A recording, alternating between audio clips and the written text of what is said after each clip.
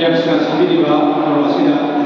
이제 비치기제 라기 리즌지다 어고 신는 것과 그나 거기 라이브라 엑스 회행 동도 땡땡 시까지 많이 담다 어고 옵션을 나도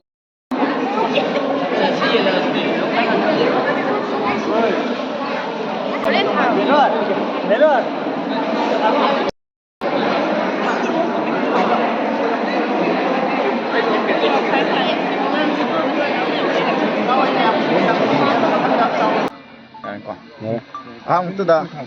han momokda lapiriba prinamadi electronic media gi sinoksing pumnampu ahang nei kai kumna buchari aiha kiming oinam ni karsan ai apunba ireipa ki mairoi sinpanglup samna hairabda ems ki head office ki president oina thokpujabani ngasi asigum laba ems na sinja langjal duna pangthoi ba sigum laba yamna achamba thoram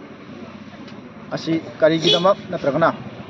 kari wakhalon na pangthokna haibi tangda tenta wafam thamjage ngasi aikogi khunai sida aikogi lamdam asida aikogi tongchat khunai gi damak amadi aikogi khunai sida thengnari ba wathok lanthok kuding asida aikogi thodang khara da warsu yadaba yade amadi aikogi khunai asibu kanba natragana kandabda masi aikogi thodang yamna chawi yamna maru oi haina khanba amadi aikogi tonglamchat khunai gi damta aikoina thodang logdaba taragadi aikoina thokdaba taragadi aikoina yaudaba taragadi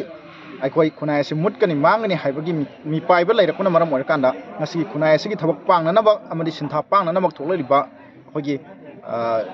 akoi ems ki luploising amadi tongan ba akogi field da thabak tawiriba akogi ima sing amadi tongan mahiroi sing amadi pril amadi electronic media gi association sing ga punna aikoina haukiba chahi kya dagi hongna koina hairiba ngasi gi asungba achamba thoram akogi thoram asi gi mamingna akogi khunai gi sinpang bising gi numit haidana koina hairiba numit ama lojarakanda akoina lairiba khunai gi thabak tawriba cheli chongiba isali singbo akoina chahi amagi mungda amurakak nong lojarakanda chaklen ama achamba chaklen ama chaminarakanda makoida ngamjaba kudon pot khara tamjarakanda hairiba khunai gi thabak chenbi chongbiriba chenda chongjariba isali se khuding ko akoina mikup ama tong marsu akoina makogi pung thogatba amadi makoibu akoina ikai khumna utpa dugi adungba achamba thoramni hairiba thoramasi aikoina karigidamakta akoina hairiba ngasigi mafam asida pangthoibno haibagi wakhalonda haiba taragadi ngasi aikogi iramdam ikhunai asi ngaknanaba natragana akogi iramdam ikhunai asi gidamakta thabak pangna khonna khumtamda khunai ma kanba natra khunai ma manghanda akoi nupijingi oiba thaudangse adugi matik sawwa aduna maram orkanda aikoina lairiba akogi lubloi nupasing khakta natana akoina lairiba khunai asi gidamak thabak pangjaningiba akoina matu soli natran ma pangan sule haina akoina he khanbiba asigumba nupi sing asina thongna phana akoi iramdam ikhunai sigidamta tholakliba asigidamta hena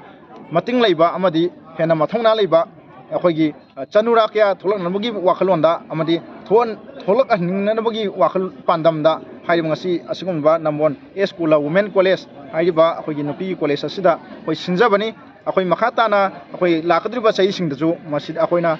lakadriba saying hairiba thoramasi hena pakthok sokthokna sinanabak akoi panam thamjari amadi lakadriba sayida akoina akoigi lairiba tongan ba lupta cheliba akoigi nupi lusing bijing amadi imagi lusing bijing amadi prilamadi electronic media gi akoigi thongna pharaba isali sing pumnam ko akoina lakadriba sayida miyam khangna hairiba ngasigi asungma achamba thoramasi natabida akoina miyam khangna miyam gi mamangna akoina hena chauna ikai khumna utpagi thoram madu pangthok sakni habo humji thamjari